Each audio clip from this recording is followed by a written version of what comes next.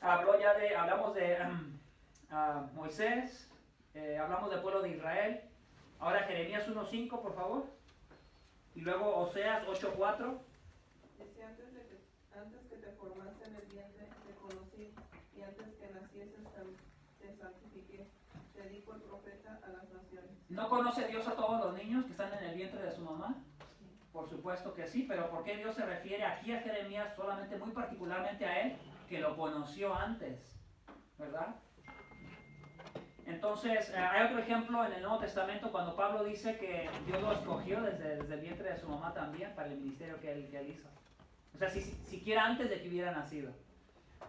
Veamos, por ejemplo, Oseas 8:4 también, por favor. Oseas 8:4. Ellos han puesto reyes, pero no escogidos por mí. Aquí la palabra escogido es la misma palabra para conocer, se puede intercambiar. La mayoría de las versiones va a tener escogido, pero también le puedes poner ahí conocer. Entonces, vuélvelo a leer, pero en lugar de escogido pone la palabra conocer, por favor. Ellos han puesto reyes, pero no Conocidos. conocidos por mí. Ahora, ¿no conoce Dios a todos los reyes que ha habido y que va a haber? Sí. Por supuesto que lo conoce a todos, pero particularmente dice que a los reyes malos que Israel estaba poniendo, dice que esos no fueron conocidos por él. Entonces lo que Dios está diciendo no es que no los conozca, por supuesto que los conoce, lo que está diciendo es que Él no los conoció de una manera especial, ni con ningún tipo de afecto especial hacia ellos. Esa es la idea de conocer. Vayamos a la que sigue, por favor, Amós 3:2. Le estoy leyendo puros del Antiguo Testamento para entender por qué en el Nuevo Testamento Pablo no lo está inventando esa palabra, lo saca de su teología, de su enseñanza que él tiene del Antiguo Testamento. Por favor, Amós 3:2. A vosotros solamente he conocido de todas las familias de la tierra, por tanto os castigaré por todas vuestras maldades. Entonces, de una manera muy personal, que le dice al pueblo de Israel, bueno, no sé si es a Judá ahí exactamente o a quién, no leí el contexto, pero se está refiriendo obviamente a lo que es el pueblo de Dios, el pueblo en general de Israel, y cuando se refiere a ellos, otra vez vuelve a mencionar esa palabra, ¿verdad? ¿Lo podemos leer otra vez, por favor? A vosotros solamente he conocido de todas las familias de la tierra, por tanto os castigaré por todas vuestras maldades. Les dice una razón por qué los va a disciplinar, porque a ellos los ha conocido de una manera especial, como no ha conocido a todas las familias de la tierra. La pregunta es, ¿conoce Dios a todas las familias de la tierra?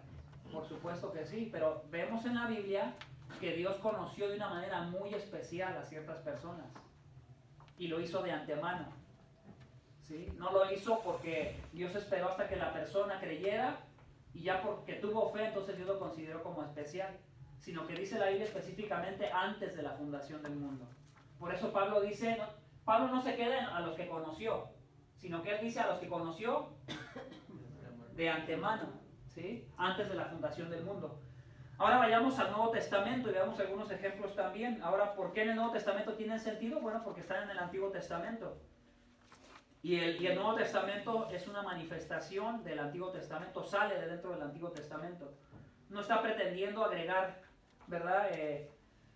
Nada que sea contrario al Evangelio que ya se está enseñando en el Antiguo Testamento. Mateo 7:23, y luego vamos a leer Juan 10:14 y también el verso 27, y luego primero a los Corintios 8:3,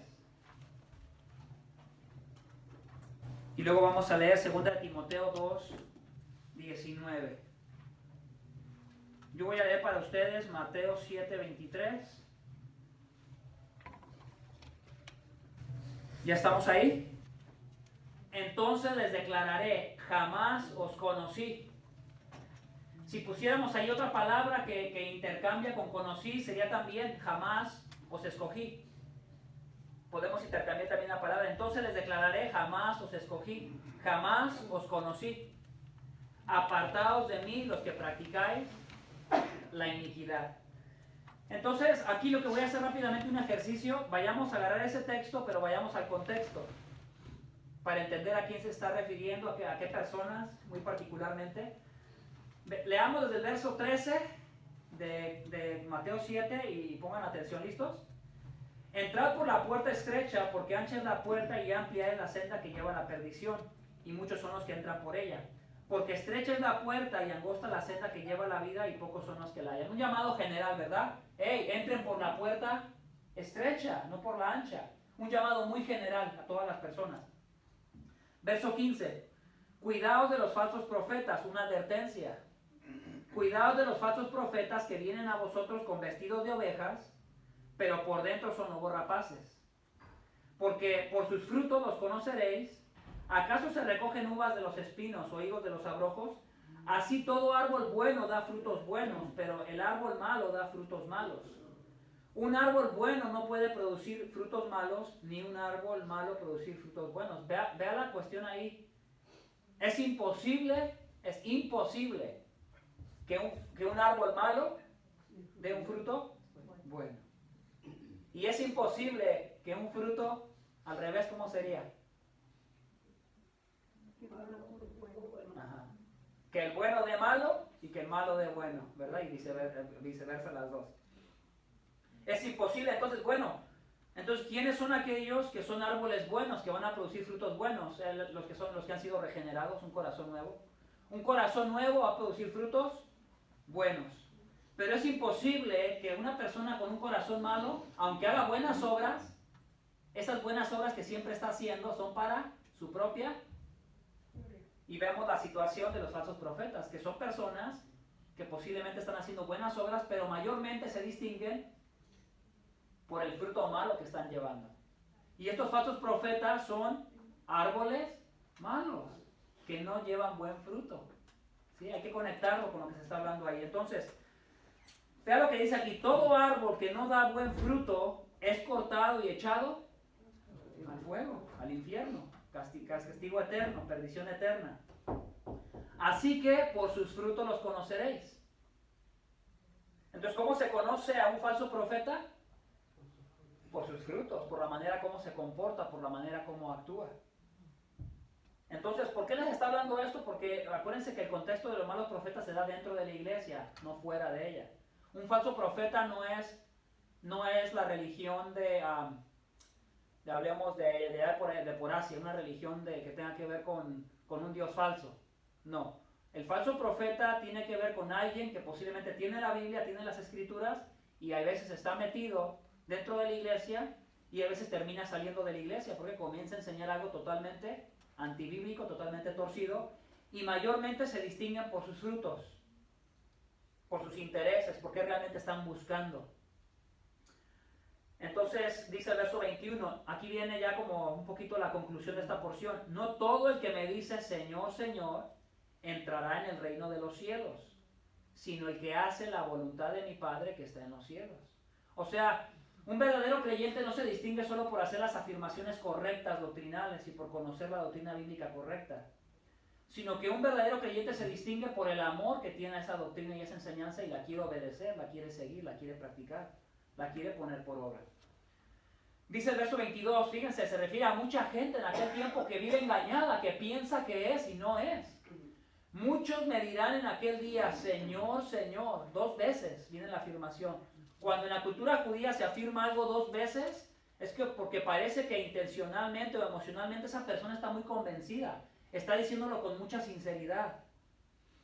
Señor, Señor, ¿no profetizamos en tu nombre? ¿Y en tu nombre echamos fuera demonios? ¿Y en tu nombre hicimos muchos milagros?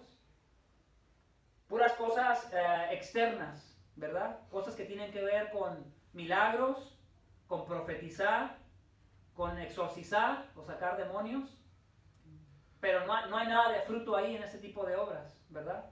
Simplemente como obras milagrosas, obras portentosas. Y vean la respuesta del Señor Jesucristo a ellos: entonces les declararé, jamás os conocí, apartados de mí los que practicáis la iniquidad. Particularmente les dice, ¿verdad? Aunque sean buenas personas, aunque practiquen buenas obras, ustedes realmente nunca los conocí. Les da una respuesta, ¿verdad? Muy simple, muy seca, pero que tiene que ver con el Antiguo Testamento. Nunca los conocí. Y está aquí, ¿verdad? Si la Escritura dijera otra cosa, diera otra explicación, como por ejemplo, y entonces les declararé, ustedes son muy malos, y ustedes no tuvieron fe, y por eso, ¿verdad? Apártense de mí. Pero la Biblia no hace eso. La Biblia se va a porciones bíblicas del Antiguo Testamento y Jesús aún ratifica la doctrina del Antiguo Testamento y dice, jamás os conocí. Utiliza esa misma palabra en ese mismo sentido, ¿verdad? Vayamos a las que siguen, por favor. Juan 10, 14 y 24. La siguiente también era 1 Corintios 8, 3. La siguiente era 2 de Timoteo 2, 19. ¿Quién tiene Juan 10, 14? Era 14. Si dije 4 me equivoqué. Es 14. Yo soy el buen pastor y conozco a mis ovejas y las mías me conocen. Otra vez la misma palabra, ¿verdad? Conozco a mis ovejas. Conozco a mis ovejas y las mías me conocen. La misma palabra de conocer está otra vez ahí. El 27, por favor. Yo lo leo. Mis ovejas oyen mi voz y yo las conozco y me siguen. El contexto aquí en Juan 10 es el llamado para la salvación. Muchos agarran y con este texto y hacen lo que quieren, pero lo que está sucediendo ahí es, han venido muchos falsos maestros antes de Jesús. Y las verdaderas ovejas que son de Jesús no han seguido a esos falsos maestros. Pero cuando viene Jesucristo, el buen pastor, el verdadero pastor de las ovejas, y les habla con la palabra, las ovejas reconocen su voz y lo siguen. Pero aquí está hablando de un llamado a la salvación. Cuando por primera vez una persona le predicaron el verdadero evangelio y como que, se le movió el corazón, se le vino esa convicción fuerte de pecado y comenzó a reconocer que era la voz del Señor, que le decía, arrepiéntete de tu pecado porque estás en una condición muy miserable por causa de tu pecado, mereces juicio. Ven a mí porque hay salvación en mí. Entonces las ovejas responden a esa voz y siguen al Señor. Nota que particularmente el contexto es el llamado ahí. Él llama a sus ovejas y sus ovejas ¿qué hacen? Lo siguen. Las que no son sus ovejas no van a responder. ¿Cómo sé eso? Porque se los dice a los fariseos, ¿verdad? Vean el verso 26. Jesús no está entrando en discusión con ellos, simplemente les habla lo que tiene por convicción clara de las Escrituras. Jesús le respondió del verso 25, os lo he dicho y no creéis, las obras que yo hago en el nombre de mi Padre, estas dan testimonio de mí, pero vosotros no creéis porque no sois de mis ovejas. ¿Sí lo observan? Les da la razón. ¿Por qué no me oyen y me siguen? Porque no son de mis ovejas. Entonces, yo simplemente les pido, no tratemos de aligerar esos versículos y expongámoslos tal como los está hablando Jesús. Que en ocasiones, la pregunta sería, bueno, ¿por qué Jesús les predica aquí? ¿Por qué les dice que vengan? Porque el llamado general de la predicación del Evangelio siempre ha sido general. Acuérdense en el Antiguo Testamento cuando Dios le dice a un profeta, ve y háblales, pero no van a escuchar. Yo te estoy diciendo que no te van a escuchar, pero tú vas a ir y tú les vas a hablar. ¿Por qué Dios le pidió a un profeta que vaya y le hable a una nación cuando esta nación él sabe claramente que no van a oírle y que no van a escuchar? Pero Dios de todas maneras lo manda. Y cuando tú sigues estudiando te das cuenta porque Dios da una respuesta porque tengo un remanente. Tengo un pueblo pequeñito por ahí, ¿verdad? Que va a escuchar mi voz y va a venir. Y eso lo vemos en el Antiguo Testamento bastante. Entonces, sigamos por favor a 1 Corintios 8:3. Pero si alguno ama a Dios, es conocido por él. Si alguno ama a Dios, ¿verdad? Es conocido por ¿quién? Por Dios. A los que no aman a Dios, obviamente no son conocidos por Dios. Tiende a haber esa palabra otra vez, a repetirse, ¿verdad? Conocer. Romanos 11:2. Algunos me los tengo que brincar, no me puedo detener mucho en el contexto porque no me da el tiempo. Entonces, Romanos 11:2. Dios ha desechado a su pueblo, a cual conoció con anterioridad. ¿O no sabéis lo que dice la Escritura en el pasaje sobre Elías? ¿Y cómo suplica a Dios contra Israel? Déjenme llegar ahí porque hay algunos versos ahí alrededor, rápido. Romanos 11:2. ¿Están ahí, verdad? Ok. Dios no ha desechado a su pueblo, al cual conoció con anterioridad. ¿Por qué? Porque se les ha predicado el Evangelio de Israel y pareciera ser que lo están rechazando el Evangelio. Bueno, entonces, ¿qué Dios no ha conocido a su pueblo? ¿Por qué están rechazando el Evangelio, verdad? ¿Por qué rechazan al Salvador? Y entonces dice, Pablo hace este tipo de afirmación, Dios no ha desechado a su pueblo. ¿Por qué? Porque lo conoció con anterioridad. ¿O no sabéis lo que dice la Escritura en el pasaje sobre Elías, cómo suplica a Dios contra Israel? Señor, han dado muerte a tus profetas, han derribado tus altares y solo he quedado y autentan. Elías muy orgulloso él.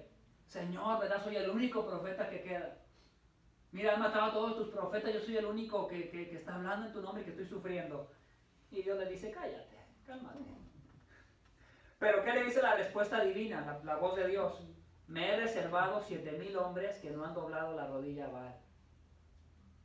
Y de la misma manera también ha quedado en el tiempo presente, en el tiempo de Pablo, está hablando en el tiempo presente, trae algo del Antiguo Testamento que Dios hizo y dice, y lo sigue haciendo en el presente. Y de la misma manera también ha quedado en el tiempo presente un remanente conforme a la elección de la gracia de Dios. Dice, pero si es por gracia ya no es en base a obras. De otra manera la gracia ya no es gracia, y si por obras ya no es gracia, de otra manera la obra ya no es obra. O sea, o venimos a Dios porque nos conoció de antemano y por pura gracia, o decimos que venimos a Dios por nuestra grande fe que nosotros tuvimos. Y la respuesta que le da Dios al profeta es, mira, cálmate, yo me he reservado 7,000. ¿Notan cómo Dios siempre se atribuye? Él no dice, no, cálmate, mira, hay 7,000 muy santos que le han echado ganas en su fe y se han guardado para mí. ¿Verdad que no dice así? ¿Qué dice Dios? Yo me los he reservado. Entonces Dios cuando se trata acerca de la salvación siempre se lo atribuye a Él. Nunca le da ni una pizquita de oportunidad al que ha recibido el favor de la gracia y ha creído en Él. Entonces aparece otra vez esa palabra ahí también en Romanos 12, que Dios conoció a su pueblo con anterioridad. Y Pablo está diciendo, no, porque yo también soy judío. Dios no ha desechado a los judíos porque yo soy judío. Y al final del tiempo, también la Escritura en el Romanos capítulo 11 habla de que Dios va a salvar a un remanente del pueblo de Israel.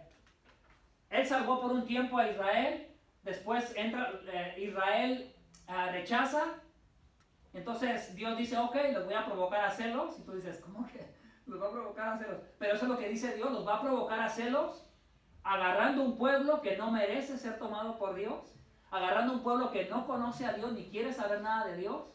Él fue, lo trae para provocar a celos a su pueblo.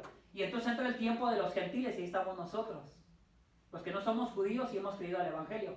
Pero al final habrá otro tiempo donde un grupo más de Israel entrará también.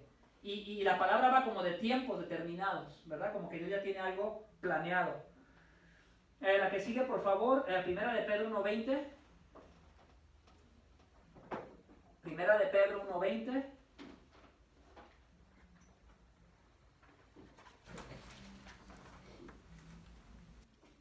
Si alguien lo tiene, de favor.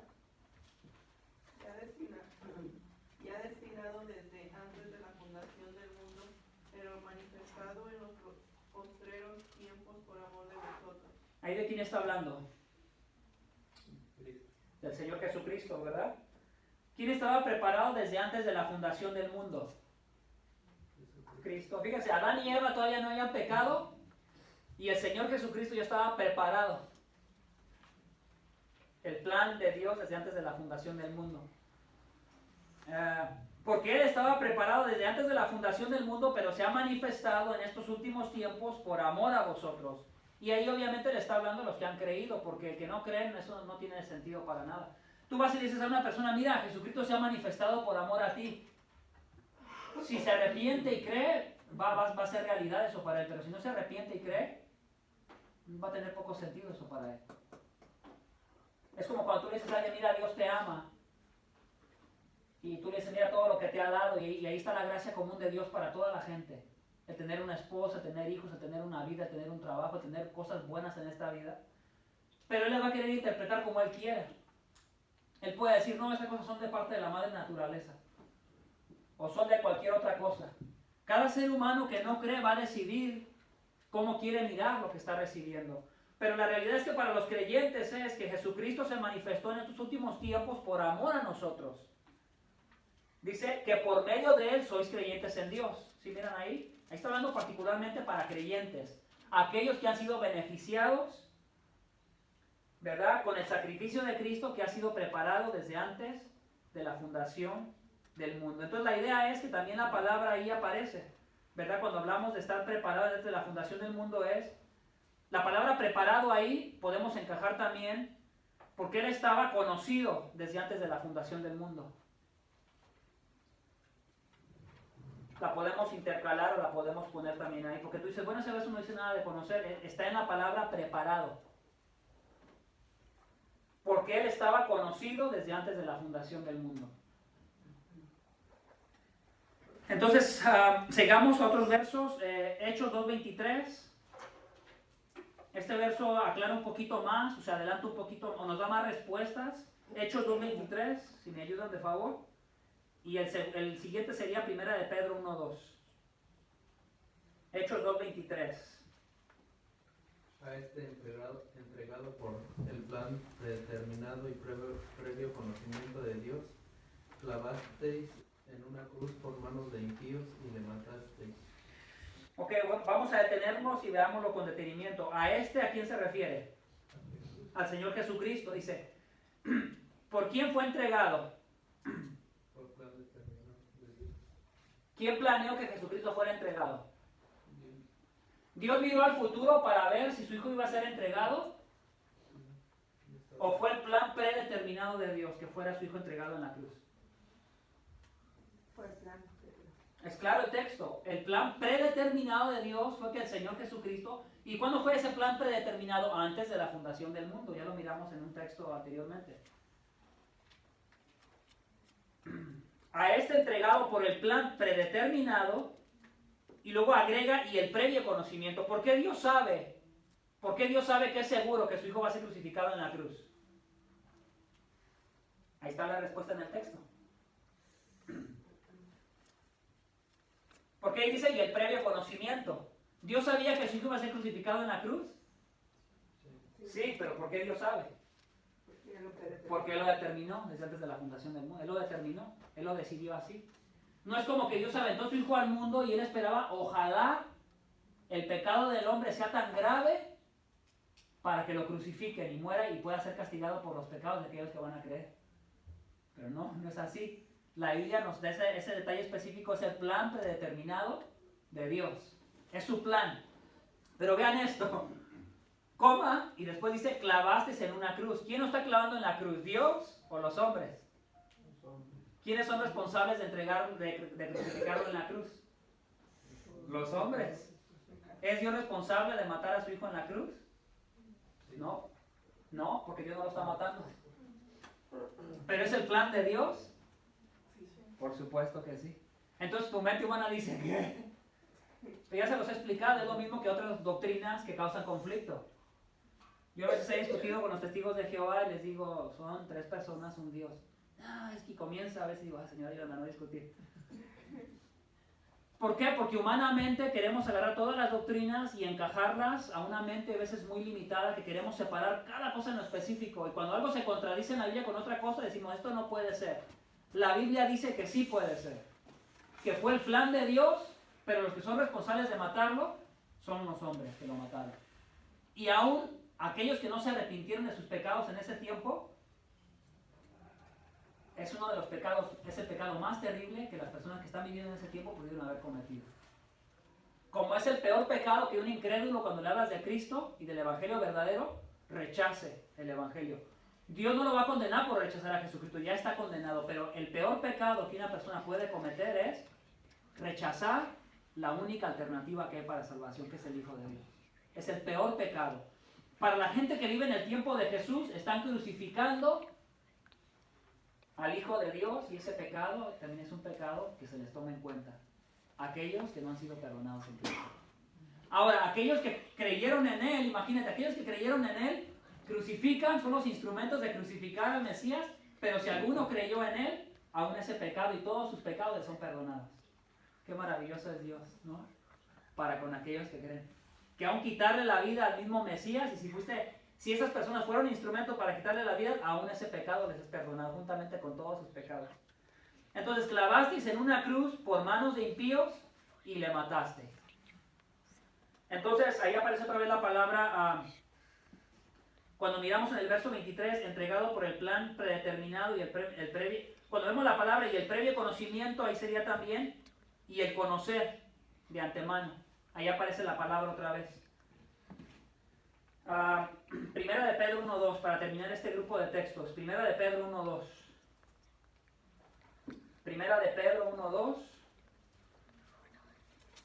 Elegidos según la presencia de Dios Padre en santificación del Espíritu, para obedecer y ser rociados con la sangre de Jesucristo. Gracia y paz os sean multiplicadas. Solo quiero dar una lectura rápida y explicar un poquito ese texto, porque ese es el texto más fuerte que se utiliza para decir que Dios simplemente miró al futuro y con conocimiento de antemano mira a las personas que lo escogen a Él y entonces a esos predestinó. Primero, pues es un argumento muy débil porque para que Dios tiene que predestinar a alguien, mejor no predestina a nadie y simplemente que vea el futuro y mire quién lo va a escoger. ¿Verdad? No sé si me explico. No tiene sentido agarrar la doctrina de la elección, de la predestinación, de conocer de antemano y querer hacer lo que queramos con ella, hacer gimnasia, para inventar algo que se acomode a la libertad del hombre y a nuestra conciencia humana, que a veces no le gusta cuando algo es muy difícil de entender o cuando algo es muy ofensivo a nuestro orgullo. Entonces yo creo que esta doctrina es ofensiva a nuestro orgullo. ¿Por qué? Porque nos tumba hasta abajo. Cuando tú quieres decir, es que yo sí creí, Dios te dice, cálmate, tranquilízate, desde antes de la fundación del mundo te escogí. Y cada que yo veo esos textos es como una cachetada para despertar. Y decir, Señor, perdóname por ser orgulloso. Porque somos orgullosos, hermanos, batallamos con orgullo. Decimos que no, pero sí somos orgullosos. ¿Por qué? Porque sí, seguimos siendo pecadores. A veces no nos gusta dejarnos de nadie. A mí nadie me dice aquí lo que tengo que hacer. A veces no lo decimos con palabras, pero nuestras actitudes, ¿verdad?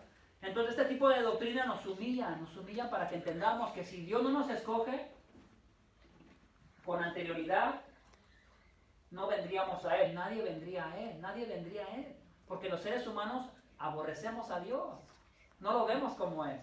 Decimos, yo era un niño bueno y cuando alguien me hizo algo ya me convertí en un terrible pecador. No, tú naciste pecador, tú eras un pecador desde que naciste y estabas separado de Dios.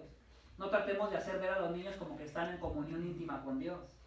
Son niños que nacen de pecadores. Un pecador bebito, un pecadorcito semilla que se hace un pecador desarrollado grandote, hombre o mujer. ¿Sí? Veámoslo como es y como la Biblia lo pone. Entonces, no voy a entrar a la cuestión de los niños. Un día haremos un tema y hablamos qué pasa con los niños. Podemos hablar de eso. ¿Qué dice la Biblia? Y no hay que ir más allá de lo que dice la Biblia, ni menos. Entonces, ¿qué es lo que quiero continuar aquí en este texto? Veamos. Verso 1. Pedro, apóstol de Jesucristo, a los expatriados. ¿A quiénes está hablando? A los que han sido empujados, corridos de su propia tierra por causa de la persecución del Evangelio. De la dispersión en el Ponto, Galacia, Capadocia, Asia y Bitinia, elegidos, ahí aparece la palabra elección, y luego viene la palabra, dice, elegidos según el previo conocimiento de Dios Padre. Entonces de aquí viene el argumento para decir que Dios elige, pero porque con previo conocimiento mira a las personas que lo escogen a Él, de aquí se agarran. Pero hay un problema con eso. ¿Cuál es el problema? Que Pedro no está tratando de enseñar el tema de la elección, ni de conocer de antemano, ni de la predestinación. Si queremos saber esos temas donde el autor lo está tocando, ¿a dónde vamos? A Romanos 8, a Romanos 9, donde Pablo si quiere hablar de ese tema. Lo único que hace que este texto sea conflictivo es que la palabra elección aparece ahí. Y entonces parece que la elección es por causa del previo conocimiento de Dios. Pero vean lo que dice. Dice, según el previo conocimiento de Dios Padre por la obra santificadora del Espíritu. En ningún momento parece que por la fe de la persona Dios lo elige con previo conocimiento.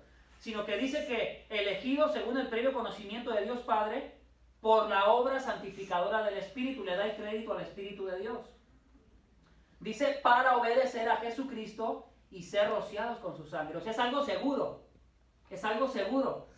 Para aquellos que Él eligió con previo conocimiento, lo hizo por la obra santificadora del Espíritu y lo roció con su sangre. Es algo figurado porque nadie ha sido bañado con la sangre del Cordero. Dice, y cuando se refiere a ser rociados con su sangre, bueno, que hay perdón, somos cubiertos.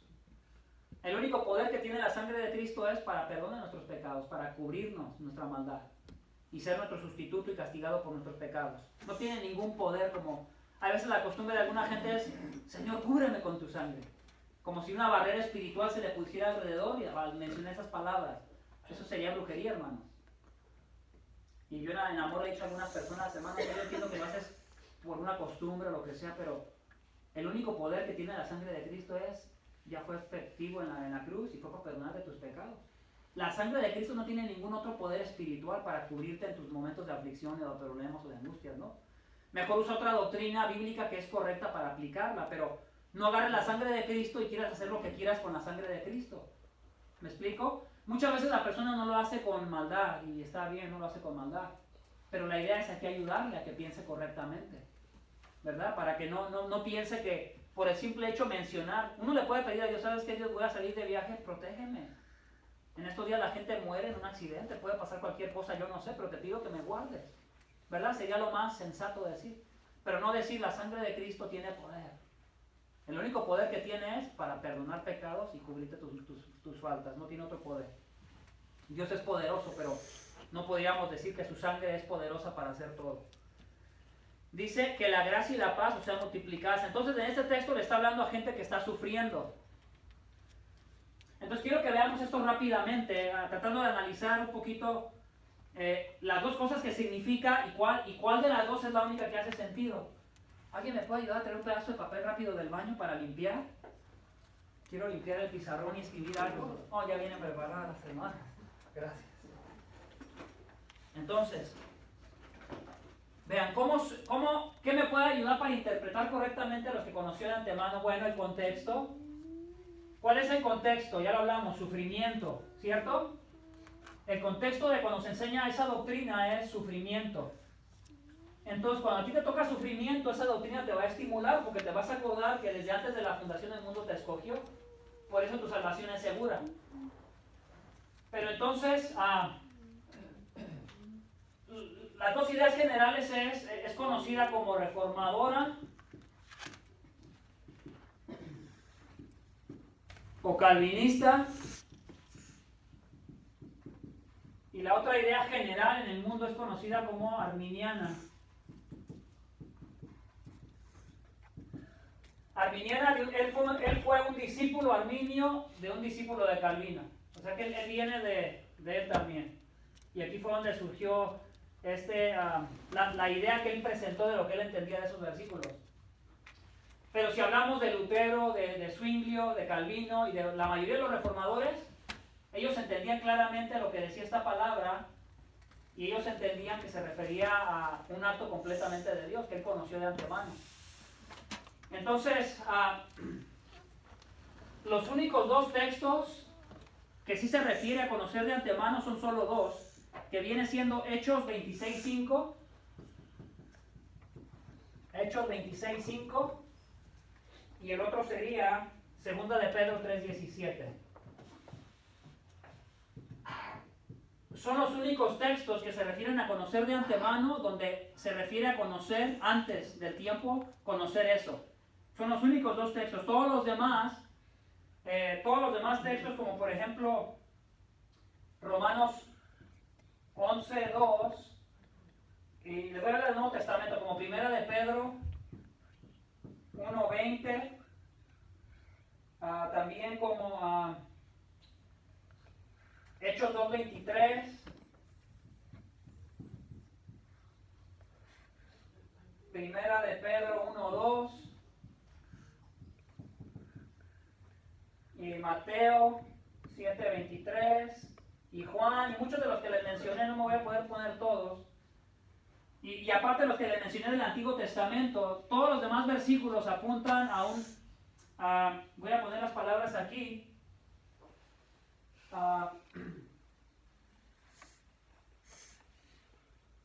conocer íntimamente,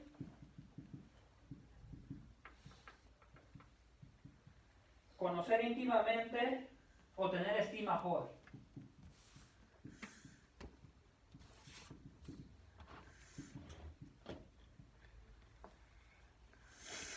Y si habláramos de estos textos, sería conocer de antemano.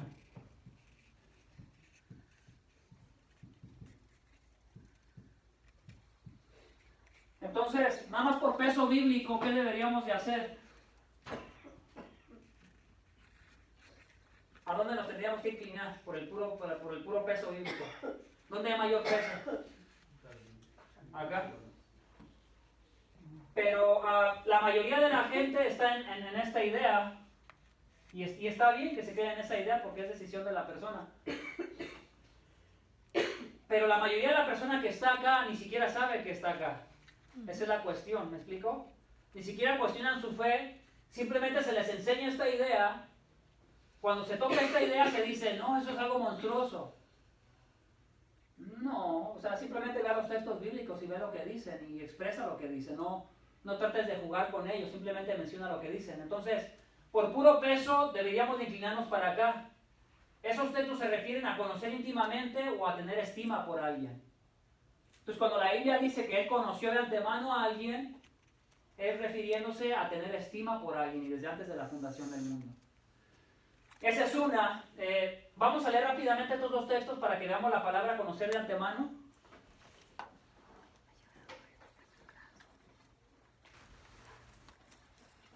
Les quiero enseñar por qué cuando vamos a la práctica,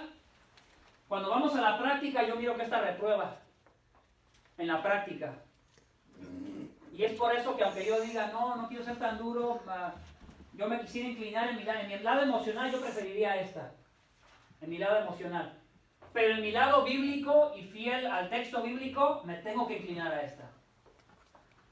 Esa es mi posición. Si quiero ser fiel al texto bíblico, tengo que inclinarme a esta. Si quiero ser fiel a mis emociones, me inclino a esta. Y ahorita les voy a explicar un poquito por qué. Entonces, ¿alguien lea por favor Hechos 26:5? Puesto que ellos han sabido de mí desde hace mucho tiempo, si están dispuestos a testificar que viví como fariseo de acuerdo con la secta más estricta de nuestra religión. Hasta ahí. Pablo está diciendo, mi gente judía me conoce desde hace mucho tiempo. Saben cómo yo viví de estricto una vida judía, como alguien irreprensible. Él menciona en otras porciones bíblicas. Entonces ahí está hablando de gente que lo conoce a él porque lo miraron crecer y conocen cosas de él. Ahí el texto sí está hablando de conocer de antemano. El otro es 2 de Pedro 3:17. Si lo vemos, por favor. Así que vosotros, amados, sabiéndolo, de antemano guardaos, no sea que arrastrados por el error de los inicuos, caigas de vuestra firmeza. Entonces esos textos están haciendo referencia a personas que conocen algo de personas y el que sigue está haciendo referencia a una advertencia que les da el autor bíblico y que ellos como ya saben lo que se les dijo, entonces por tanto hagan esto. Y también aparece la palabra conocer de antemano. Entonces, esos versículos no tienen nada que ver con salvación. ¿Sí se dan cuenta? No están localizados en un contexto donde se esté hablando acerca de la importancia o la seguridad de la salvación. Simplemente aparece ese término como hombres conociendo cosas de hombres o hombres de la iglesia que el apóstol les predicó algo que ya sabían y que por tanto tienen que practicarlo en su vida cristiana. Entonces ahora, yo sé que... Por eso, bueno, por ejemplo, aquí dice, por tanto, amado, sabiendo que antemano está el estar en guardia, no sea que arrastrados por el error de hombres libertinos. Pues por eso a veces se acusa de que salvos siempre son salvos, de que pueden hacer lo que quieran y... Sí. Se acusa. ¿Podría repetir lo último que dijo de lo que dijo Pedro, de que decía que la gente lo había conocido? Vayamos al texto rápido. 2 de Pedro 3:17. ¿Hechos o Pedro? ¿Hechos? Hechos, perdón. Ok. Hechos capítulo 26, verso 5. Expongamos el texto. ¿Qué dice el texto? Vean.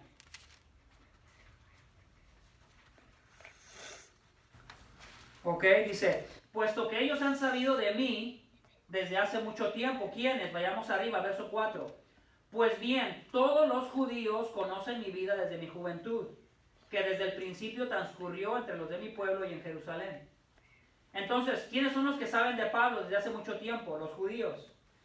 Que ellos han conocido cómo ha crecido desde su juventud. Dice, si están dispuestos a testificar que viví como fariseo de acuerdo con la secta más estricta de nuestra religión. O sea, hay judíos que conocen a Pablo de cómo vivió estrictamente una vida judía. Ellos conocen cosas desde su juventud de Pablo. Por eso pueden testificar, ahora él es creyente. Y él ya no vive como fariseo, pero hay mucha gente que puede testificar de cómo fue de estricto en su religión judía como fariseo. Es todo lo que el texto está diciendo. Entonces, ¿por qué lo metí ahí? Porque ahí la palabra en el original sí significa conocer de antemano. ¿Quién conocía cosas de antemano de Pablo en ese texto? Los judíos. Los judíos. Y por eso utilicé ese ejemplo, que son los únicos dos ejemplos que aparecen en la Biblia con esa idea de conocer de antemano. Quería borrar esto.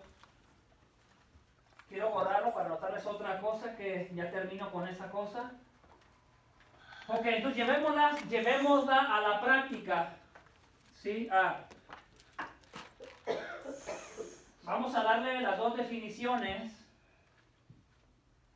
En esta Dios conoció con estima a la persona. Y en esta idea solamente Dios miró. Dios miró, ¿quién creyó en él?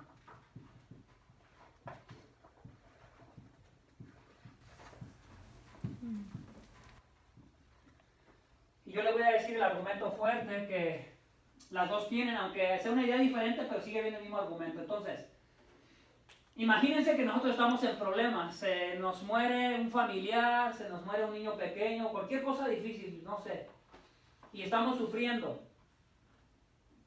Y entonces yo me recuerdo que se me enseñó la doctrina de conocer de antemano y se me ha enseñado lo que significa. ¿Cómo me va a ayudar esta si estoy sufriendo y cómo me va a ayudar esta si estoy sufriendo? Ahí está el punto donde se examina cada doctrina y se puede saber si pasa la prueba o no. ¿Sí me está entendiendo? Si no, ahorita me preguntan. Si yo estoy sufriendo y tal vez en mi sufrimiento de repente como que quiero negar al Señor y me comienzo a comportar como, Señor, y tú, ¿por qué te llevaste a mi niño? Etcétera, etcétera.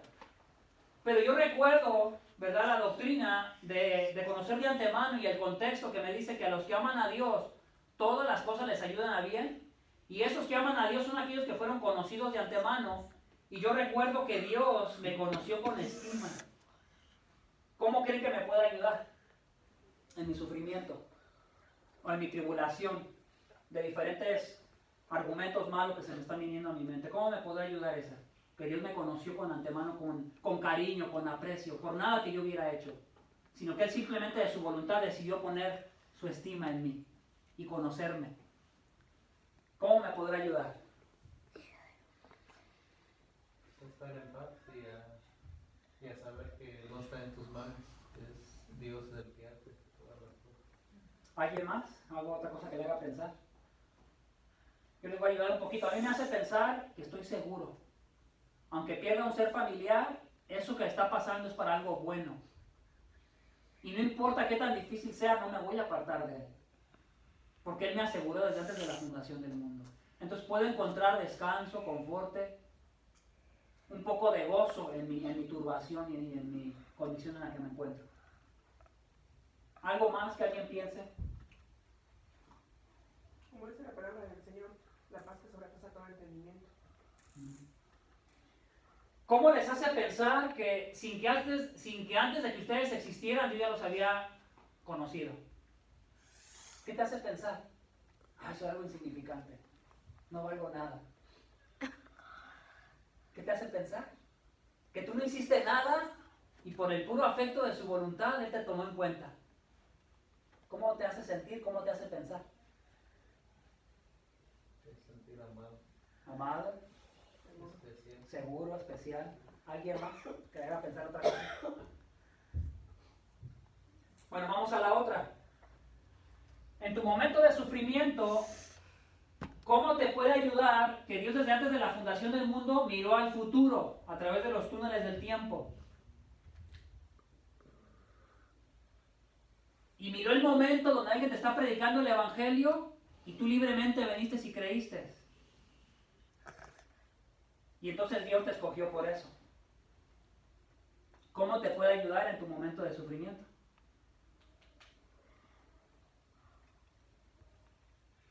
¿Y cuál ven que sea la diferencia con la otra?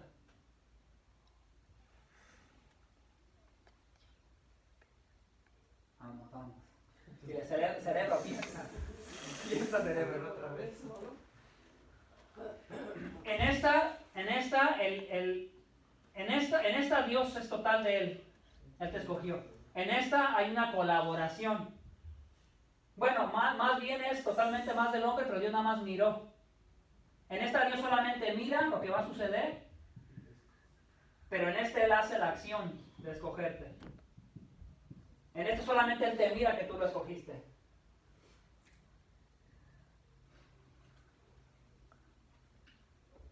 ¿Quieren que les ayude y me dice si estoy bien o incorrecto? ¿Sí? Hermanos, si yo estoy sufriendo y me acuerdo de la enseñanza de conocer de antemano y de la predestinación, y que lo único que significa es que Dios miró al futuro y me miró como yo lo elegía, el crédito me lo está dando a mí. Yo me llevo el crédito. Y cuando yo me llevo el crédito en alguna situación, no me va a estimular hacia la humildad y la dependencia de Dios. Me va a estimular hacia depender más de mí. La propia fuerza de uno, ¿no?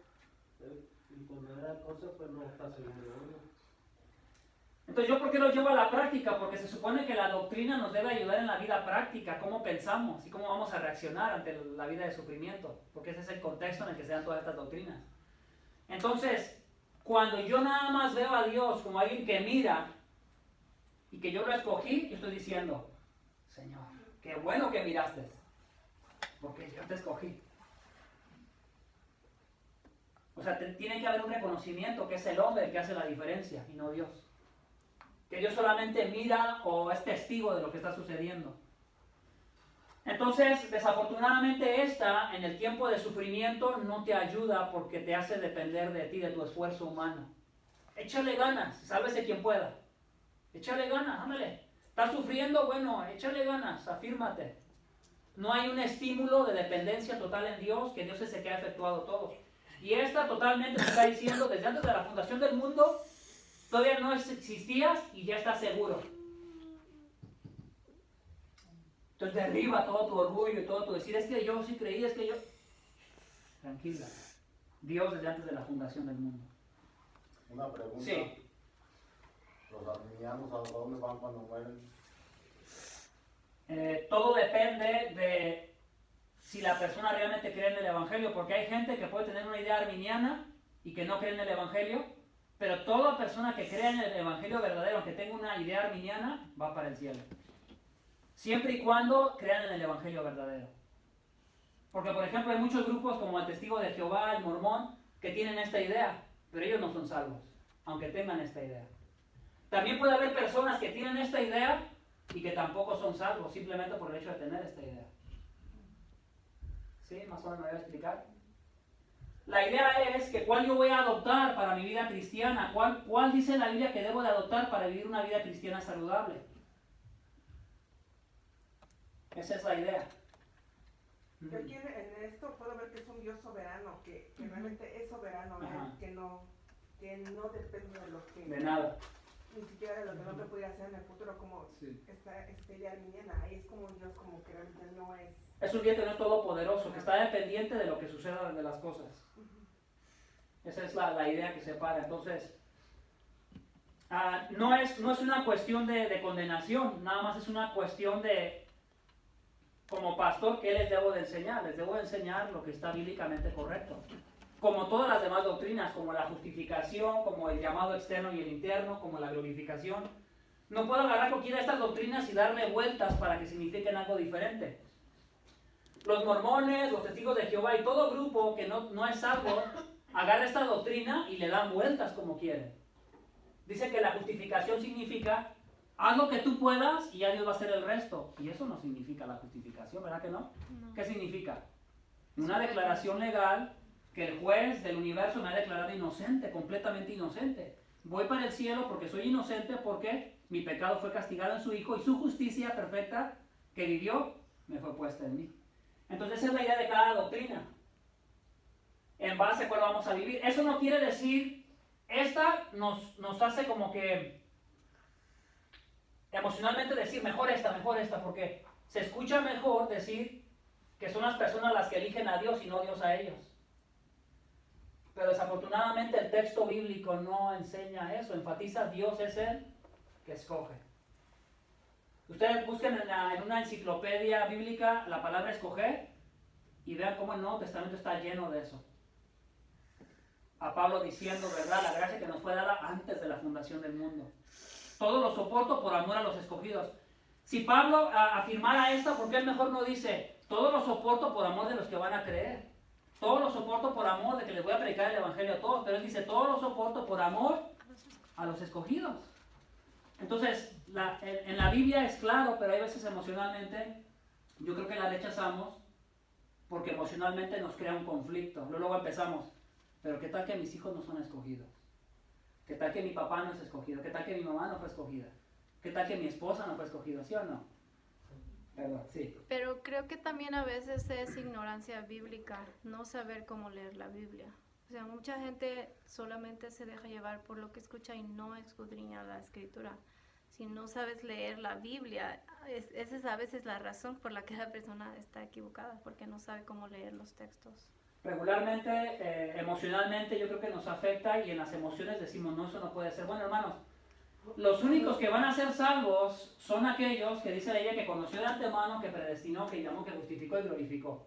Los únicos que son salvos son aquellos que respondieron al evangelio verdadero y están dando frutos de verdadera fe.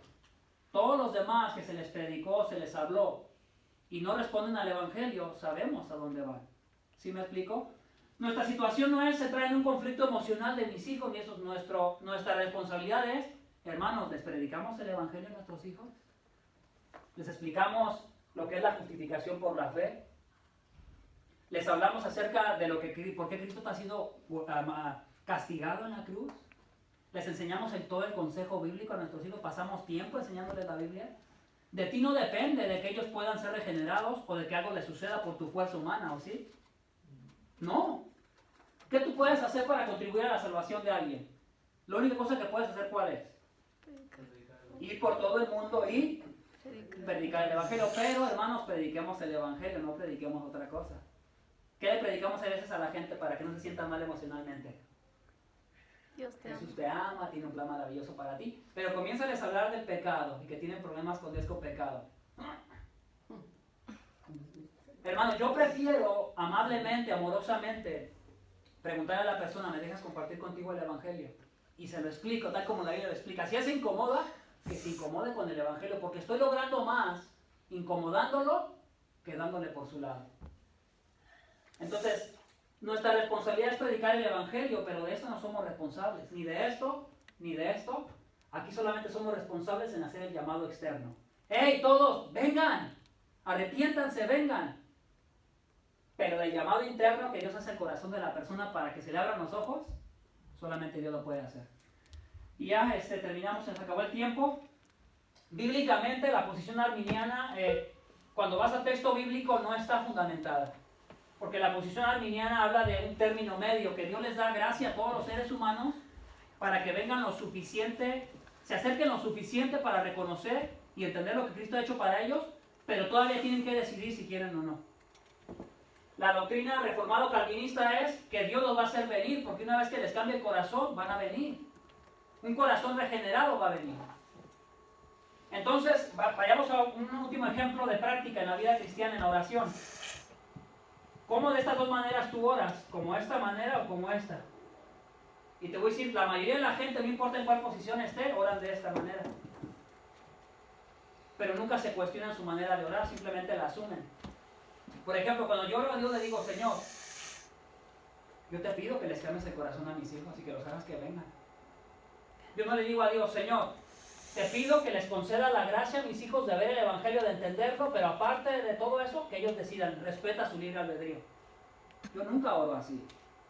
¿Usted ora así cuando quiere que un familiar venga a Dios? ¿Verdad que no? ¿Cómo oramos? Señor, tráelo, que Él esté dentro de esto. Tráelo, Señor, tráelo. No quiere, doble la mano. No quiere, problema, Señor, haz lo que venga. Entonces decimos, y crea otro conflicto también, ¿por qué? Porque decimos, bueno, si Dios es soberano, entonces ¿para qué oro? Bueno, Dios decidió que fuera la oración el instrumento. Pero no podemos decir que exactamente cada oración que le vamos a Dios va a ser exactamente lo que nosotros le pedimos. Sabemos que no es así. Pero sabemos que si nosotros perseveramos en algo por alguien, Dios nos escucha porque es nuestro Padre. Y Él tiene cuidado de nosotros. No vamos a caer en un extremismo llamado fatalismo.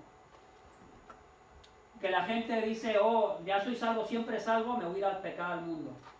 Eso es conocido como fatalismo. Y los reformadores nunca enseñaron eso. No es la idea. Entonces yo les digo por qué llego a la conclusión, porque el texto bíblico lo enseña, porque a la hora de llevarlo a la práctica no hace sentido, solamente hace sentido emocionalmente para que me sienta bien. Mucha gente, por ejemplo, piensa, pero es que yo estoy sirviendo a Dios, ¿cómo Dios no me va a salvar a mis hijos?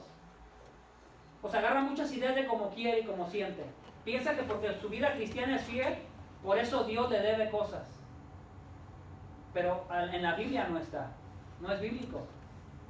Lo único que sí es bíblico es prediquemos el Evangelio y veamos cómo Dios usa el Evangelio que predicamos para ver cómo las almas vienen al arrepentimiento y a la fe. Entonces, que no nos agobie tanto esto, simplemente que nos haga despertar más en la importancia del evangelismo, hermanos. ¿Sí? En entender que es importante compartir el Evangelio y compartirlo como es. Porque sus ovejas oyen su voz y le siguen.